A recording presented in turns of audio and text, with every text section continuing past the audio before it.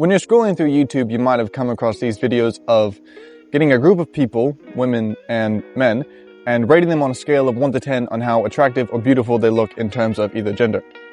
And a lot of people do this, and you yourself might do it as well, either with strangers when you see them, or with yourself when you look into the mirror. And you ask yourself, on a scale of 1 to 10, how attractive do I think I am, and how attractive do other people view me as? And my question to that is, why? Why do we have to put a number value on the attractiveness of women and the attractiveness of men, or beauty, in a numerical number? Like, why do we have to do that? Now, I'm just going to go over a few things on this topic and my opinions on the matter. Again, everybody's opinion is different. You're okay to have your own, and if you feel free, let me know. But yeah, we'll just go on and see where we go from there. As I might have mentioned prior, attractiveness to people is subjective. Everything is. What some people find attractive, other people might find ugly. Now, you can have somebody like who is on a scale of 1 to 10, you might view them as a 10. They are incredibly attractive, and to you they are like the perfect human being, either male or female, whatever you pick. And you might think them as a 10, but other people might not. They might see them as a 6, or even below average as a 2. Now again, beauty is subjective to whoever may view it. It doesn't matter who it is. Some people might view it as attractive, others might not.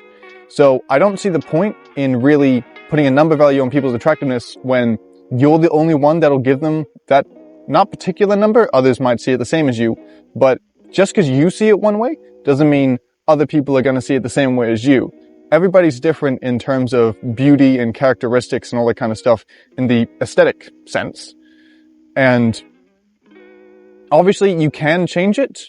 And then on the other side is that whatever cards you're dealt at birth, your bone structure, your height, your voice, your facial aesthetics, your just anything that goes with a human body, you're born with it, and you just have to deal with the cards that you've been dealt. Obviously you can change this, but I don't know why people would want to. And the thing is that when people view other people as so high up on this ladder, they begin to idolize them, not realizing the fact that, yes, some people are born that way, but other people aren't always. And just because you view them as incredibly attractive doesn't mean other people are going to as well.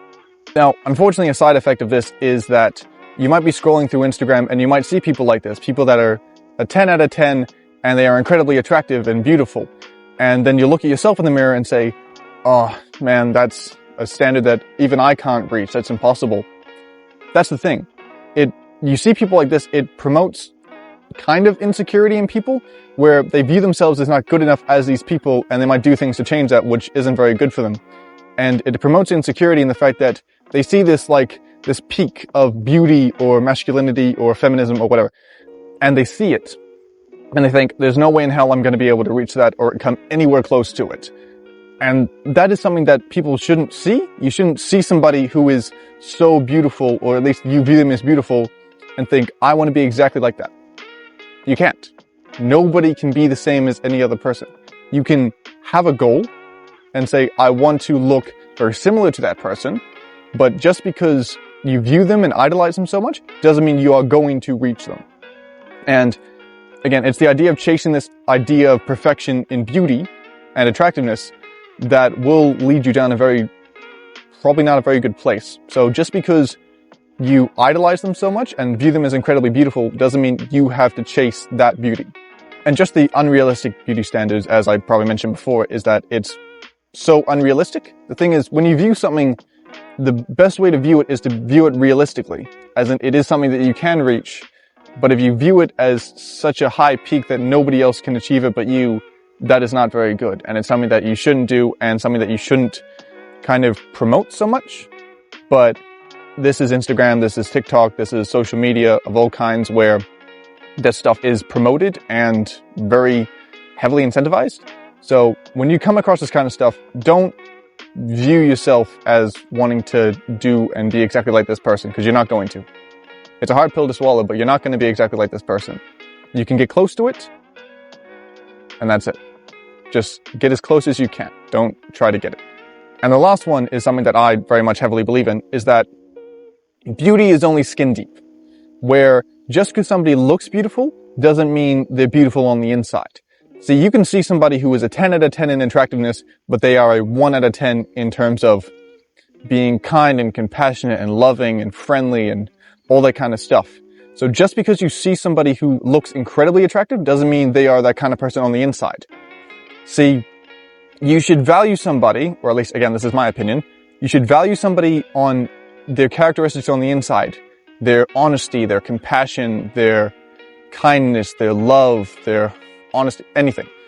Just these characteristics on the inside, at least to me, are far more important than somebody's outer beauty. And I feel like it's more the quality of the person's characteristics on the inside that are far more important than somebody's outer beauty. Now, this is just my opinion, and it can be completely different for people, but I feel like it's more what's on the inside than more what's on the outside.